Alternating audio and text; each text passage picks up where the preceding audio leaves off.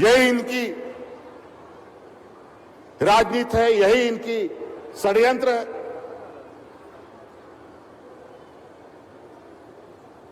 बहुत विचित्र बात है। 20 सालों में इस राज्य को कब्र बना दिया इन लोगों ने। नौजवानों की नियुक्ति को लेकर पूरे भविष्य उनकी खराब कर दी। 20 साल में पहली बार जेपीएससी का नियम बना और उसके माध्यम से जहां ये 1,500 दिन में रिजल्ट प्रकाशित करते थे, वहीं पर हम लोगों ने 250 दिनों में लोगों को नियुक्ति देने का काम किया।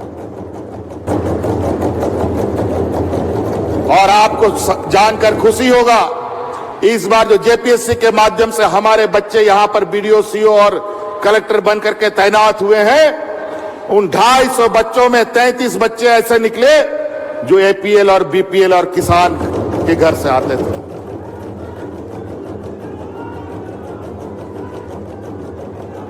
आज हमारा किसान का बेटा, हमारा मजदूर का बेटा, हमारा ये आंगनबाड़ी सेविका का, सहिया का बेटा बेटी लोग आज हमारे राज्य का बीडीओ, सीओ बन रहा है।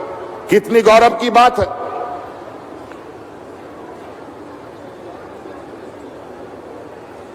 हमारा ग्रामीण क्षेत्र में जो हमारे बच्चे पढ़ते हैं, उन सब बच्चों को आज के प्रतिस्पर्धा में, कंपटीशन को लेकर प्राइवेट स्कूलों के लिए चिंतित रहते हैं, लेकिन पैसा के अभाव में प्राइवेट स्कूल में जा नहीं पाते हैं।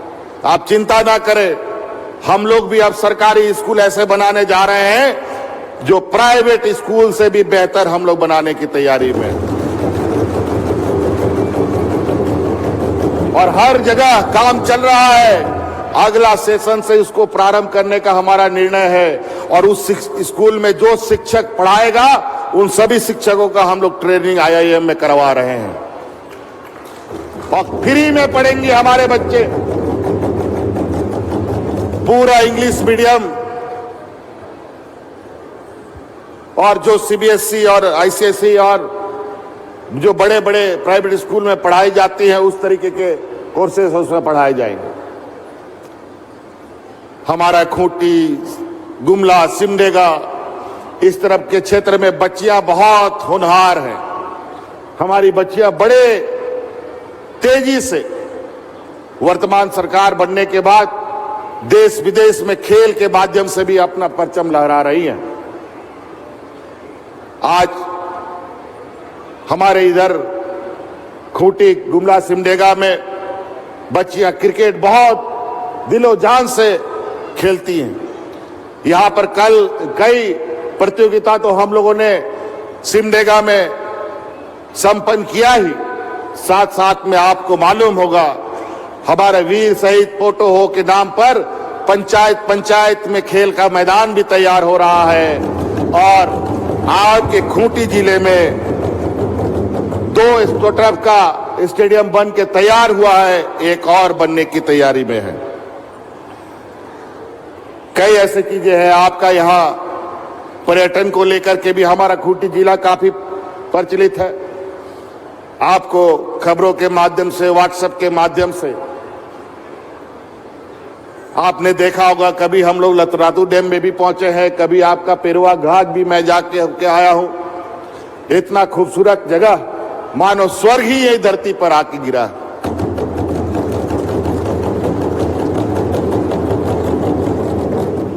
और आप चिंता मत कीजिए, इन सभी पर्यटक स्थलों को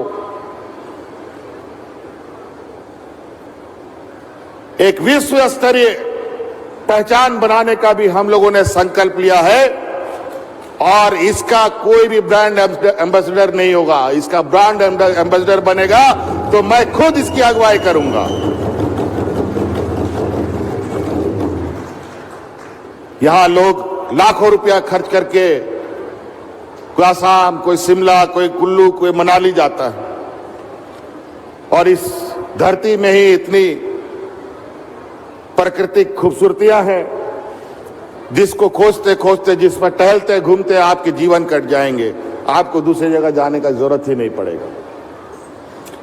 तो इसलिए, क्योंकि आज हमारा और भी कार्यक्रम है सरकार में, आज हमारा कैबिनेट का भी दिन है आज थोड़ी व्यस्तता अधिक है, समय बहुत कम होने की वजह से बहुत बातों को नहीं रख पा रहा हूं, लेकिन फिर भी सरकार आपकी योजना, आपकी सरकार आपके द्वार योजना के माध्यम से जो शिविरें लग रही हैं, उन शिविरों में आप लोग जाएं और जो हमारे गरीब ग्रामीण हैं जिनको नहीं पता है शिविरों में कैसे कागजी कार्रवाई करनी होती है, हम अपने गठबंधन साथियों के हमारे सदस्यगणों से, हमारे सदस्यों से कहेंगे कि आप ग्रामीणों को इसमें सहयोग करें और गांव शिविर में पहुंचाकर उनको लाभ दिलाने का काम करें। इसलिए अभी तो हम लोग किसान पाठशाला का उद्घाटन करके आए हैं। ये आदरणीय दिसोम गुरु शिबू सोरेन जी का सपना था कि हम एक ऐसे स्कूल का निर्माण करें जहां पर किसानों को पढ़ने के लिए, उनको बेहतर कृषि उत्पादन के लिए ज्ञान दिया जाए। लेकिन वो तो इस राज को दिलाने में अपनी एक उम्र काट दी। अब एक उम्र के पड़ाव में होने की वजह से और विगत 20 साल विरोधियों का इस राज में होने की वजह से हमारे लिए किसानों का भविष्य क्या होगा, इसके लिए कभी कोई चिंता नहीं की गई। आज इसीलिए उस किसान पाठशाला को पुनर्जीवित किया जा रहा है जहां किसान अपने पैरों पर खड़े हो पाएंगे। किसान के बगैर जीवन जिंदगी नहीं चल सकता है। किसान है तभी जीवन है। आज आप पंजाब हरियाणा में जा करके देखें कि किसानों की आय कितनी बड़ी हुई है, तो झारखंड के किसानों का क्यों नहीं हो सकता।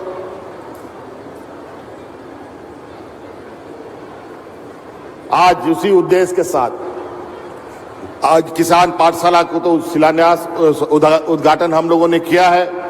आज उस किसान पाठशाला के लिए विशेष रूप से मैं अलग से कार्यक्रम बना करके आपके उस पाठशाला में शामिल होऊंगा और विस्तृत रूप से इसका जो बृहद पैमाना है ये लोगों के सामने प्रदर्शित किया जाएगा, ताकि हमारे जो ग्रामीण क्षेत्र का जो अर्थव्यवस्था है उसमें मजबूती प्रदान की जा सके।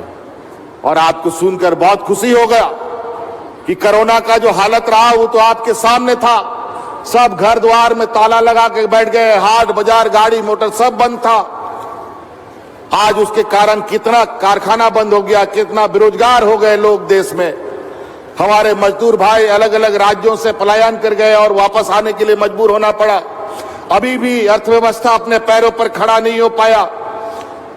आज भी डॉलर के मुकाबले रुपया का स्थिति बद से बदतर दिन ब दिन हो रहा है। और ऐसे विकट परिस्थिति में भी कोरोना का मार आज के दिन में भी कई राज्य उससे उभर नहीं पा रहे हैं।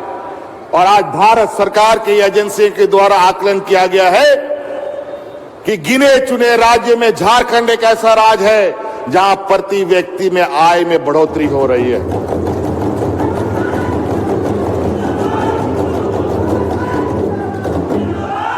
जहां हमारे विरोधियों का सरकार है वहां भी नहीं, अपने अर्थव्यवस्था अपने पैर पे खड़ा नहीं हो पा रहा है। लेकिन यहां गरीबों को, मजदूरों को, किसानों को कैसे उनके जेब में उनका अधिकार जाए, इसका लगातार प्रयास जारी है। इसलिए बहुत ज्यादा नहीं कहते हुए मैं इन्हीं बातों के साथ अपनी बातों को समाप्त करना चाहूंगा। एक बार और आखिरी में मैं बात कहना चाहूंगा, विशेषकर हम अपनी महिलाओं से कहेंगे, आप लोगों से करबद्ध प्रार्थना है कि आप सब लोग ये हाट बाजार में हड़िया बेचना बंद कीजिए।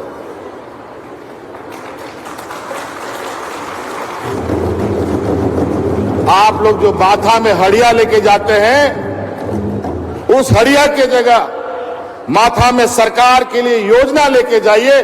देखिए आपको कितना मान सम्मान और आय में वृद्धि होता है। आज इस हड़िया दारू के पीछे कई असामाजिक तत्व लग गए हैं,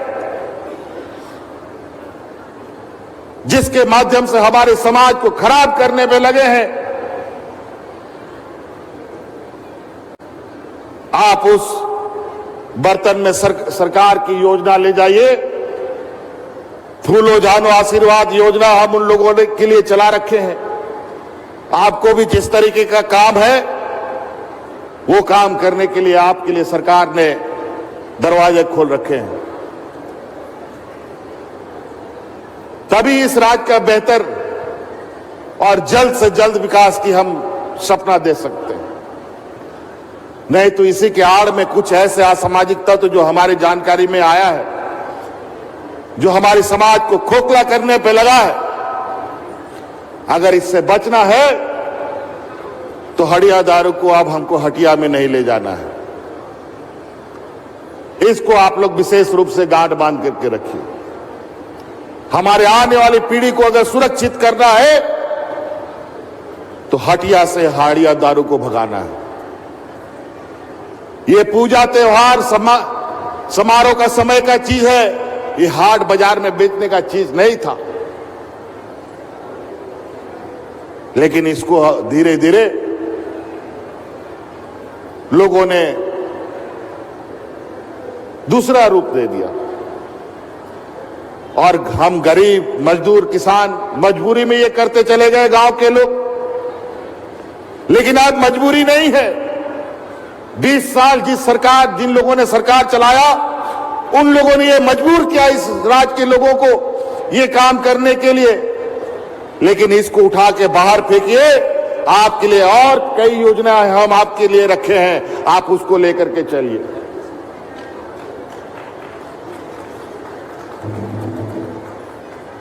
जो काम करना चाहते हैं, जगह जमीन नहीं है तो भी आप काम कर सकते हैं, बशर्ते आप उस योजना का लाभ लेने के लिए सरकार का हाथ दीजिए। आप एक हाथ दीजिएगा, सरकार दोनों हाथ से आपको पकड़ करके चलना सिखाने का काम करेगी।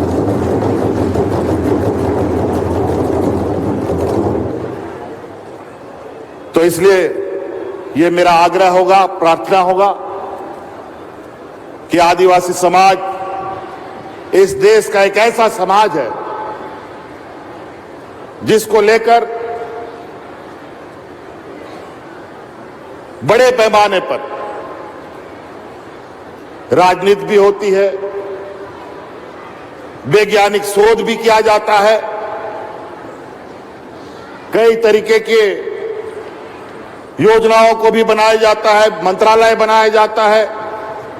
लेकिन वास्तविक रूप में आदिवासी कैसे खड़ा हो, इस पर कभी चिंता नहीं होता।